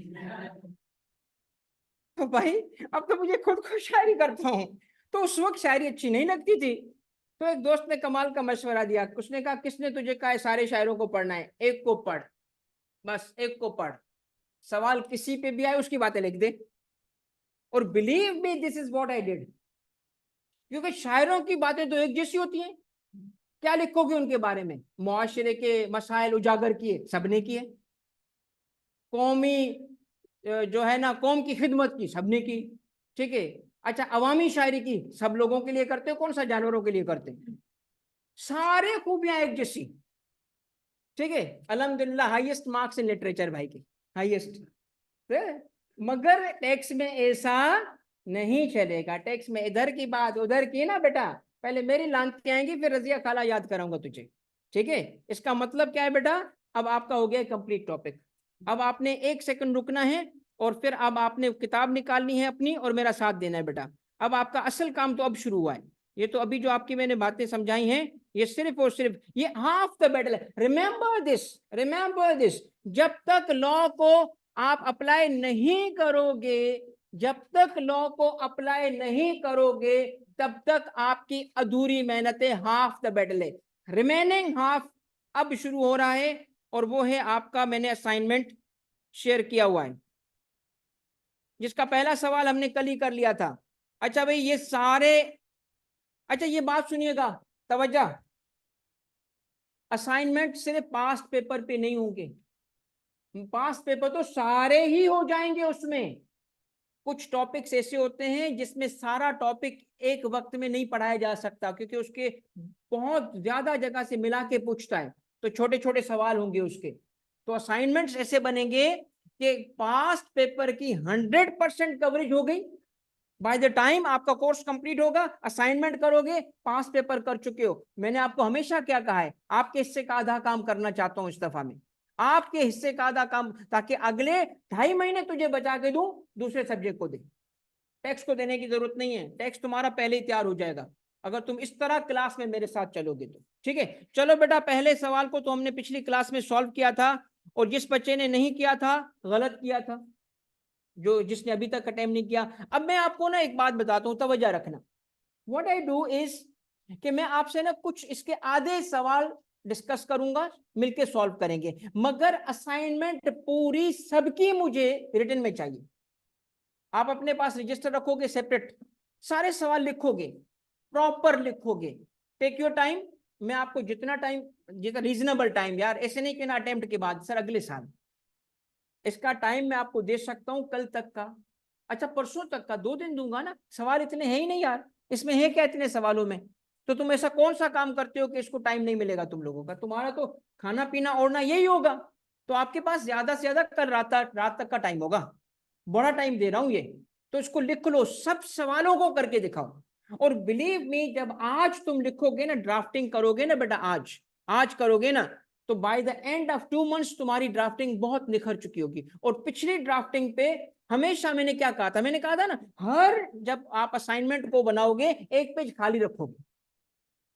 क्यों खाली रखोगे? अगर तुम्हारा जवाब गलत हुआ और तुम्हें नहीं समझ आया, मैं आके लानत बना दूंगा, है ऐसे। वरना तुम खुद बना देना, मैं नहीं पहुंच सका तुम लोगों का, लानतें बहुत मिलेंगी भाई। क्योंकि भाई मैं टीचर नहीं हूं, देखो टीचर होता बड़ा अदब एहतराम, हाँ बच्चों कैसे हो, कोई टीचर विचर नहीं हूं, दोस्त हूं, दोस्त, बल्कि दोस्त ऐसे ही चलेंगे यार, ठीक है। तो बात ये बेटा, असाइनमेंट्स में एक एक सवाल मुझे चाहिए प्रॉपरली रिटन, प्रॉपरली ड्राफ्टेड। तो मैं तुम्हें दिखाऊंगा तुम्हारी औकात क्या है, पास होने की है या नीचे से फेल होने की है। मतलब फेल होने में, यकीन करो मेरे साथ ही हुआ था यार। एकेडमी में टीचर बोलता था, यार सेल्स टैक्स का टॉपर तारिक तो नहीं है, बता रहा हूं सबको ये बंदा टॉप करेगा। बिलीव मी, मजाक सच्ची बता रहा हूँ, इतना जबरदस्त। इनकम टैक्स तो सारे चीते होते थे ना, तो मैंने कहा यार यूनिक बनी है, मेरी टेक्निक है, बता रहा हूँ। जब तुम्हें लगे ना कि यार दौड़ में इतने सारे दौड़ हैं, तो तुम उलट दौड़ो, सबसे यूनिक बन जाओगे। यूनिक बनने से फायदा होता है। तो मैंने कहा यार ये तो सारे इनकम टैक्स के चीते बन में, इनकम टैक्स तो मुझे भी आता है, सबको आता है, तो मैं मुख्तलिफ कैसे हूं। मैं सेल्स टैक्स की तरफ दौड़ गया, सेल्स टैक्स इतना जबरदस्त हो गया, शानदार। यार कहाँ से पढ़ के आते हो यार तारिक? सर किताब से, आपने जो बताई थी सर वहां से। अब मैं लाइब्रेरी में जाता था, इधर उधर की रिसर्च करके ना चीजें पढ़ के आता था। भाई जब रिजल्ट आया फाइनल, टीचर मुझे देख रहा है बैठ के ना, मैं कहा अभी अनाउंस करेगा भाई, इधर वो ना सेटिंग कर रहा था उठने के लिए, हाँ शाबाश। मैं पता है, उसने पहला नाम लिया, मैं नहीं था, दूसरा नाम लिया, मैं नहीं था, तीसरे में भी मैं नहीं था। मैं उसको देख रहा हूँ, यार मैं कहाँ गया। समझ गया, इधर आ इधर आ इधर आ। एक था, ये तू अपनी कॉपी ले, ये तेरी कॉपी है, और ये टॉपर की कॉपी है, कंपेयर कर। आपको पता है मैं 14 नंबर पे था, और जब कॉपियां चेक की मैंने अल्लाह का शुक्र अदा किया, मालिक मैं 14 पे अच्छा, मैं बड़ा मतलब खुश हुआ कि 14 आया हूं मैं यार, क्योंकि मेरी प्रेजेंटेशन में और उस टॉपर की प्रेजेंटेशन में दिन रात का फर्क था। इतना फर्क था प्रेजेंटेशन में कि मैं हैरान रह गया यार, वाह लॉ तो मुझे आता है मगर लिखना तो उसको आता है। और एग्जामिनर क्या देखेगा, तुम्हारा लॉ देखेगा, तो ये तेरी नॉलेज देखेगा। क्या नॉलेज आने से कलर चेंज होता है? कि इंसान की जैसे जैसे इल्म बढ़े काला होता जाए, ग्रीन होता जाए। आप मुझे, सर अब तक टांगे ग्रीन हुई है, कितना पढ़ चुका हूं मैं?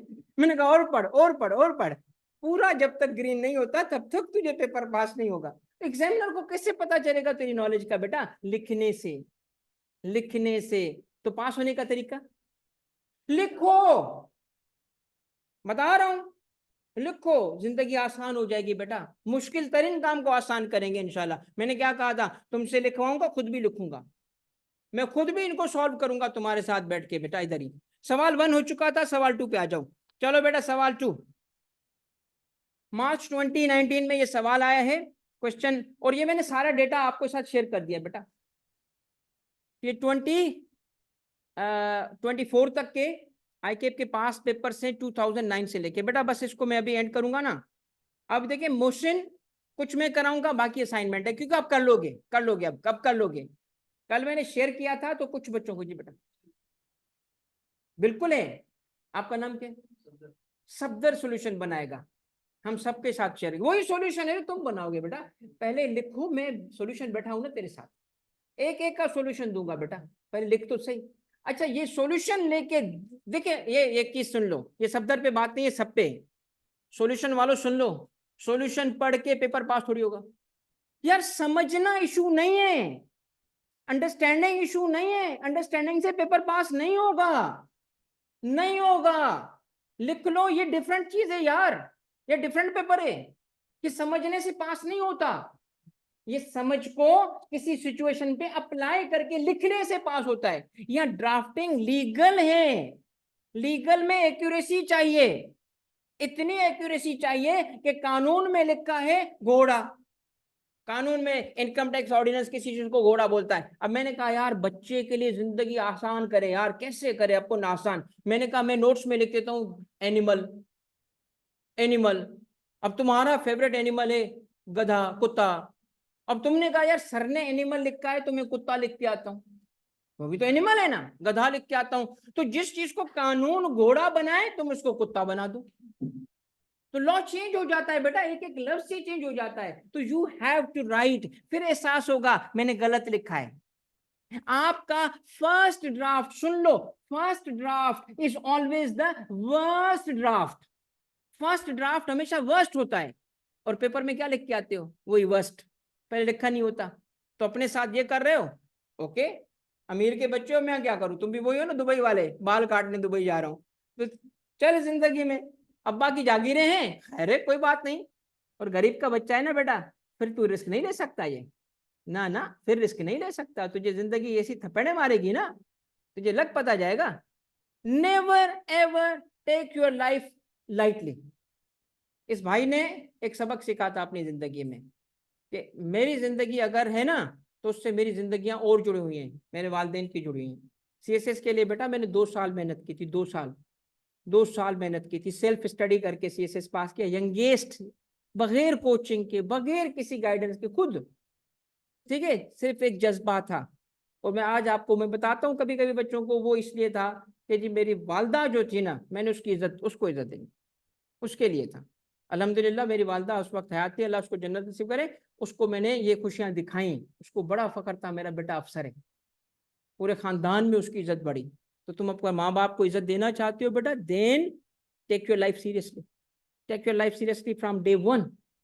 चिल करने का प्रोग्राम नहीं मिलेगा आपको, वरना प्रोग्राम तो चलो क्वेश्चन 1, क्वेश्चन 2 पे आ जाओ जल्दी जल्दी भाई। एसटीटी सॉल्यूशन मैन, ये क्या है भाई? बस अच्छा भाई, ये क्या है? Mohsin has been working at the head office Louis consulting inc LCI situated in न्यूयॉर्क USA। अब जरा कैलकुलेशन शुरू होगी, आपके पास है ना पेपर, पेन पेपर है, करो भाई, मैं भी करूंगा साथ, कैलकुलेशन करो, सबने ही करना है बेटा।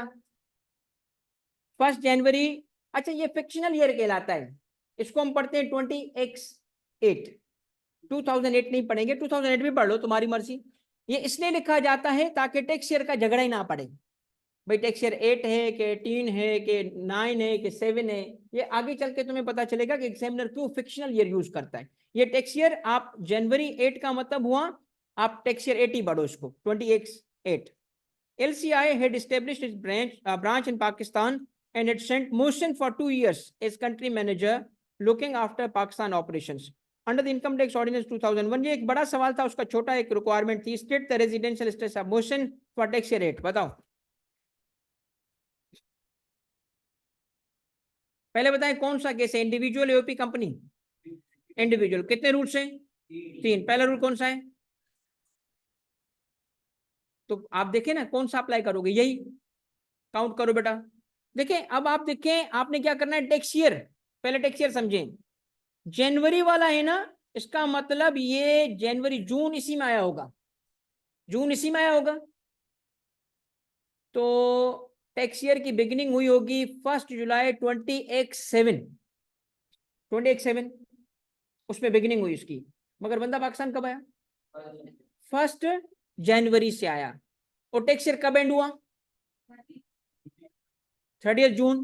तो 1 जनवरी से लेके 30 जून तक के दिन गिनो।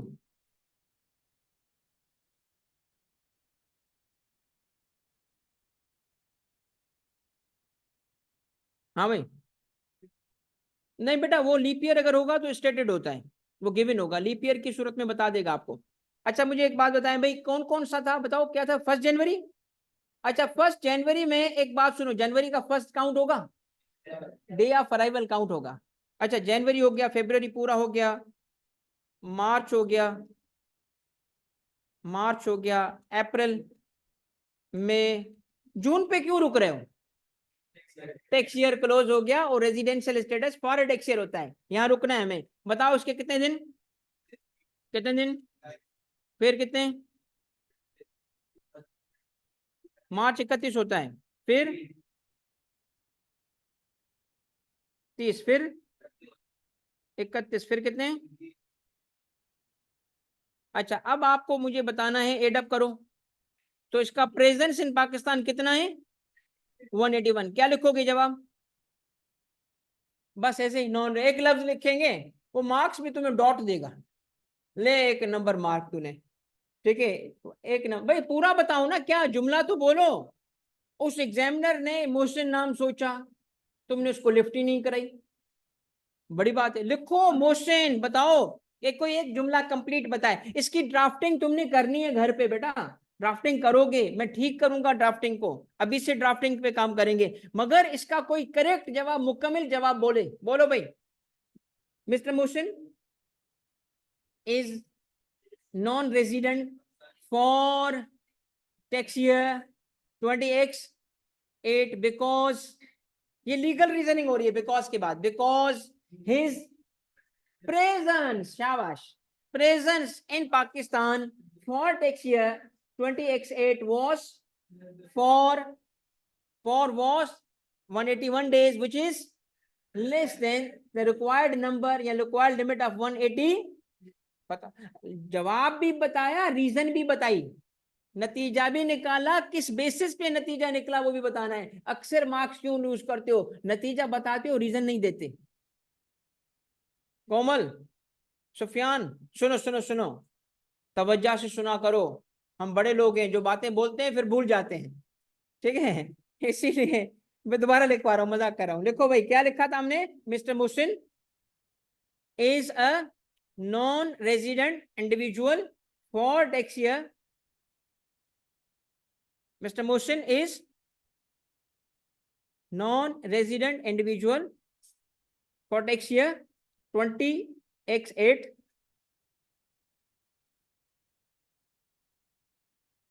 because his presence in tax year, his presence in tax year 20x8 amounts to या was for, दोनों ठीक है, amounts to या was for 181 days,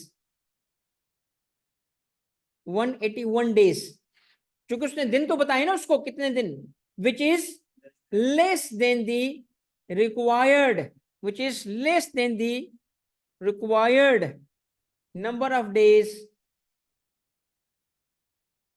ऑफ कितने 183 days to make him a resident person, to make him a resident person. बाकी देखिए अल्फाज कोई जरूरी नहीं मेरे ही लिखोगे, आप इसकी और वजाहत करोगे। एनीवे बेटा क्लियर हो गई बात। अच्छा अब देखिए ये अगला सवाल है ब्रूस ली का।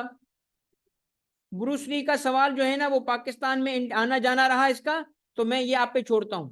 ये सवाल चूंकि सेम नेचर का है, आगे बढ़ जाता हूं, इसमें कोई ये क्वेश्चन नंबर 3 पे कोई बेटा देखो क्वेश्चन नंबर 2 है ना ब्रूस ली का है, ये आ जाओ बेटा। ये फ्रांसिस बल्कि यो फ्रेंकोआ पढ़ते हैं इसको, यो फ्रेंकोआ। ये कौन है? ये भी इंडिविजुअल है, इसके दिन भी काउंट करने पड़ेंगे, तो ये भी सेम नेचर का है, इसमें भी कोई नई बात नहीं है। तो एक लॉ पढ़ा, कितनी सिचुएशन पे अप्लाई कर रहे हो, तो पक्का हो जाएगा, पुख्ता हो जाएगा बेटा। ये अपने असाइनमेंट में ये सारी चीजें करनी है। आ जाओ, मैं एओपी और कंपनी पे जाना चाहता हूँ, एओपी और कंपनी के केस देखना चाहता हूँ पास्ट में कौन से आए। अच्छा जी ये देखो on September Ali Asif, Asif individual है, ये आ जाओ समी एसोसिएट्स। आ गया भाई पहला सवाल जो आज डिफरेंट है। समी associates is an association of person and provides accounting services in Dubai. On 2 January 2017 entire management and control of affairs was shifted from Karachi. गौर से देखना, गौर से। Discuss the residential status for tax year कितना है बेटा? फॉर टैक्स ईयर क्या है? Tax year 17। तो बिगिनिंग और एंडिंग बताओ पहले इसकी। 1 जुलाई 16, 30 जून 17, ये आ गया टैक्स ईयर। अब इस टैक्स ईयर में कब वो मैनेजमेंट चली गई यहां से? अब जवाब गलत देने वाले हो इसलिए वॉर्न कर रहा हूं, सोच समझ के जवाब देना। बताओ समी एसोसिएट्स पाकिस्तान में for tax year 27, for tax year 2017 resident है कि नॉन रेजिडेंट है? शाबाश।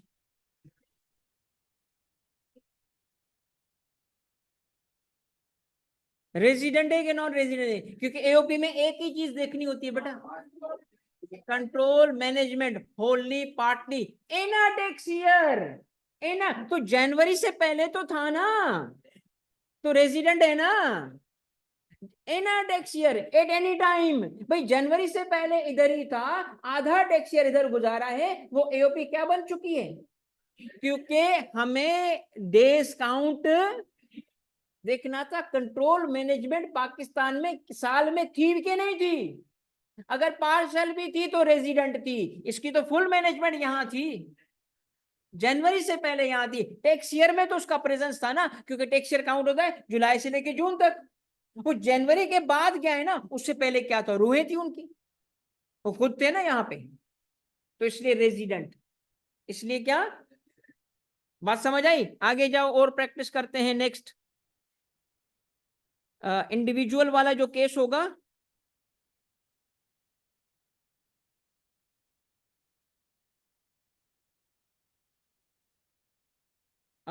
ये था समी वाला, ठीक है। रमीज इंडिविजुअल है, खलील, हाँ ये भाई खलील भाई को आया, खलील भाई, खलील भाई का केस आया। हाँ भाई खलील देख तेरे पे आ गया case. Khalil an officer working in ministry of foreign affairs since last 3 years was posted to Pakistan's mission in Geneva from 1st August 2012 to 2013। अब आपका सवाल किस पे था? 2013 पे था। 2013 पे, एक्स को इग्नोर करो, 2013 2013 टैक्स ईयर। तो 2013 टैक्स ईयर ये देखो 1 अगस्त 12, 1 अगस्त 12, इसका मतलब टैक्स ईयर 13 हो चुका है। ये टैक्स ईयर 13 ही है जिसमें वो मुल्क से बाहर जा रहे हैं। अब अगस्त 12 से लेके अगस्त 12 का मतलब है वो जुलाई 12 का एक मंथ पाकिस्तान में गुजारता है। जुलाई के बाद अगस्त से लेके 11 महीने पाकिस्तान से बाहर चला गया, जेनेवा चला गया था। ये कैसे रेजिडेंट है? इधर प्रेजेंस नहीं चाहिए। ये रूल 2 था। एम्प्लॉई किसका? Ministry of foreign affairs, federal government है। पोस्टेड कहां हुआ?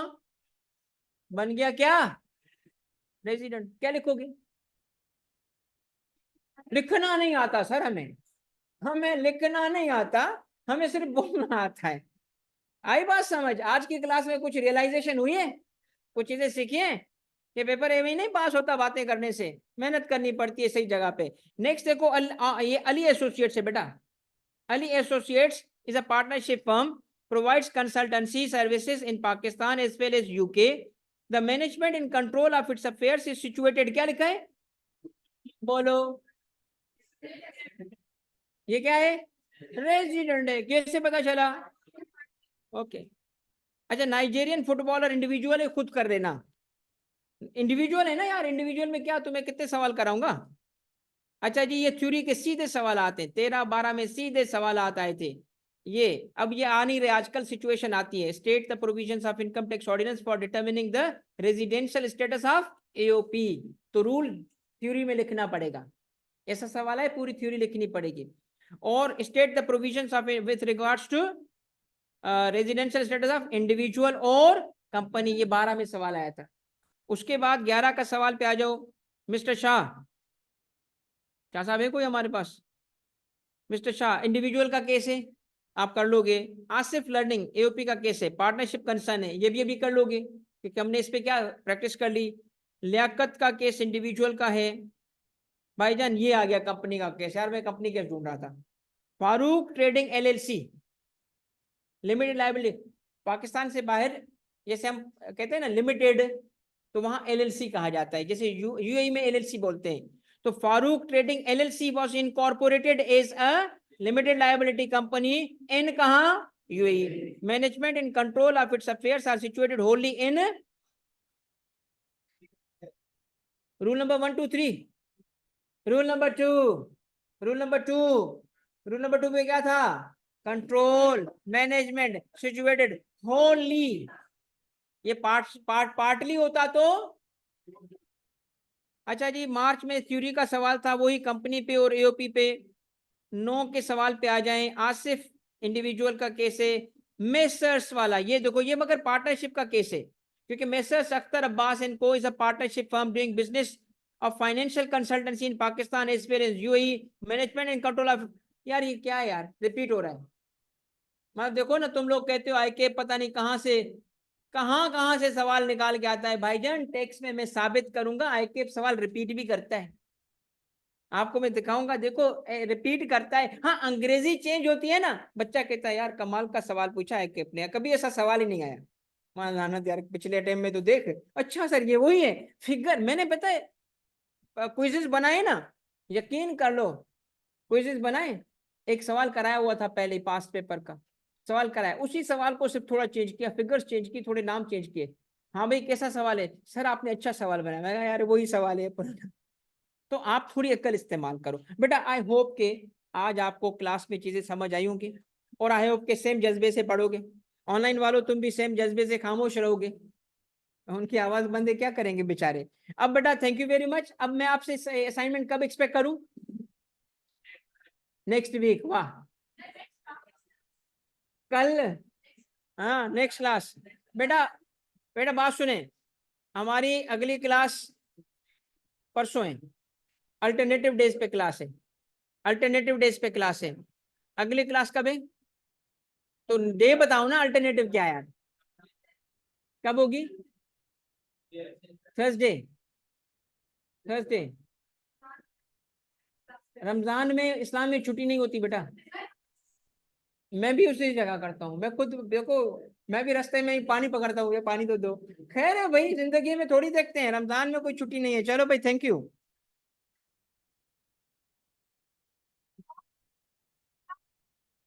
कोई बात नहीं बच्चा, कोई बात नहीं, अभी शुरुआत है ना, आगे चलो। मैं देखता हूँ, मैं कोशिश कोशिश करूंगा, कोशिश करूंगा। ऑनलाइन बेटा काइंडली बताएं, आपको सारी चीजें समझ आ गई? सर प्रोविंशियल लोकल गवर्नमेंट को कंपनी क्यों कहा गया है, XYZ बेटा, उसलिए इसमें हम पढ़ेंगे बेटा।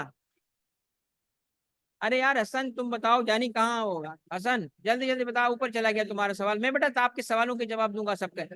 XYZ जिसका नाम है बेटा, हम अगली आगे चल के पढ़ेंगे कि लोकल गवर्नमेंट और प्रोविंशियल गवर्नमेंट पे कभी कभी टैक्स लग सकता है। आम सूरतों में टैक्स नहीं लगता, मगर जब टैक्स लगेगा ना तो कंपनी मेथड से लगेगा, इस वजह से उसको कंपनी बनाया गया है, ठीक है।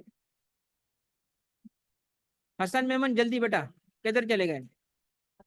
लोकल प्रोविंशियल गवर्नमेंट वाला शॉर्टली दोबारा समझा दें बेटा। वो ये था हस्किल कि लोकल गवर्नमेंट और प्रोविंशियल गवर्नमेंट को टैक्स में कंपनी बोला गया है।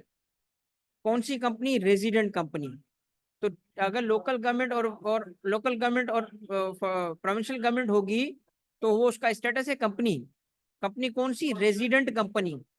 ठीक है, अभी मैंने बताया उसको कंपनी क्यों बनाया गया है, क्योंकि इन पे टैक्स लग सकता है कभी, कुछ कंडीशंस में टैक्स लग सकता है। जब टैक्स लगेगा तो कंपनी मेथड से लगेगा। हस्किल, ठीक है बेटा। और तुम्हारा नाम मैं सही ले रहा हूँ ये कंफर्म करो। असाइनमेंट का पीडीएफ सेंड कर दिया है बेटा ग्रुप में। किधर हो उमर? एसटीटी ग्रुप में हो कि नहीं हो? अगर एसटीटी ग्रुप में नहीं हो मेरे नंबर लिखो, या मैनेजमेंट से रब्ता करो, मिस मारूक से, या जो हमारे मैनेजमेंट एसटीटी के उससे रब्ता करो, रेलिवेंट ग्रुप में आ जाएं। हमारा जो एसटीटी का ग्रुप है उसमें आना जरूरी है, जिसमें मैं 3 दिन से एक्टिव हूँ। अगर किसी ग्रुप में खामोशी हो समझो वो सही ग्रुप नहीं है। इसमें इसमें ग्रुप में खामोशी नहीं होगी। उमर कंफर्म करो बेटा तुम ग्रुप में हो। अच्छा, ऑनलाइन वालों कोई सवाल तो नहीं है बेटा? और आपका असाइनमेंट सेंड करने के लिए बेटा एक मैं आपको ईमेल शेयर करूंगा, या मुझे डायरेक्ट व्हाट्सएप पे भेजेंगे आप? ठीक है जी बेटा। हाँ।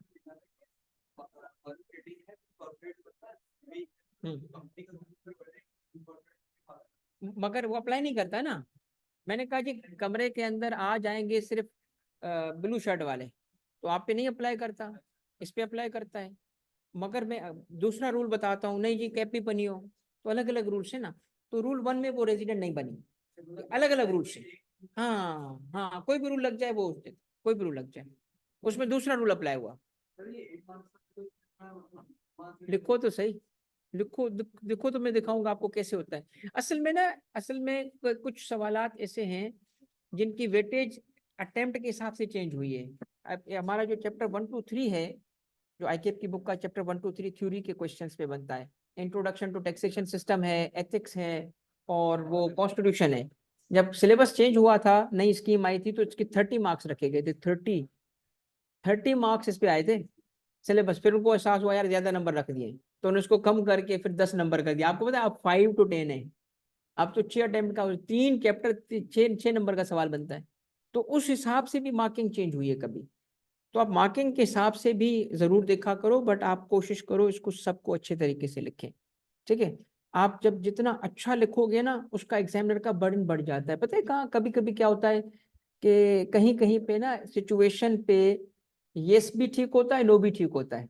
और अगर तुमने ओवरऑल अपना अच्छा इम्पैक्ट क्रिएट किया है ना, तो आपको मार्क्स दे देगा कि हाँ चलो इसने सही किया है। हाँ, क्योंकि अगर आपने अच्छा इम्पैक्ट नहीं क्रिएट किया ना यार, इसको तो कुछ नहीं आता, दे दो यार।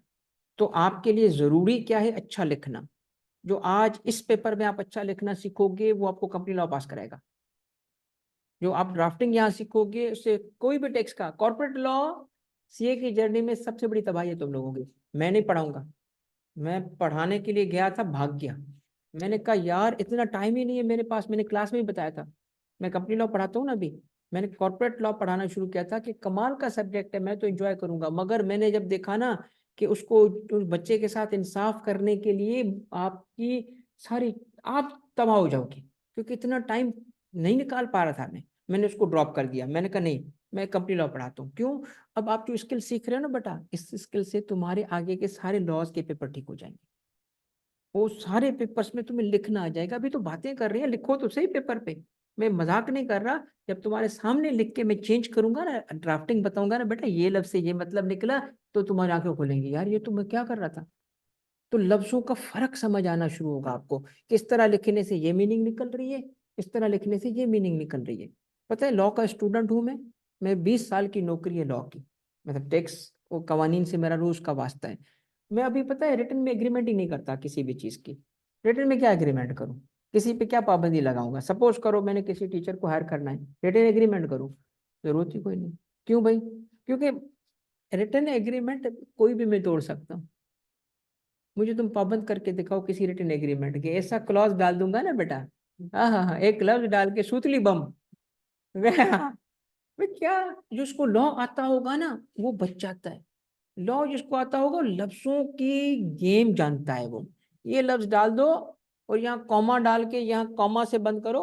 यकीन करो मैं करता हूँ ना, ऑफिस का काम है हमारा रोज का। लोग ओहो जबरदस्त हो गया। मैंने कहा अच्छा लफ्ज तो देख क्या लिखा है।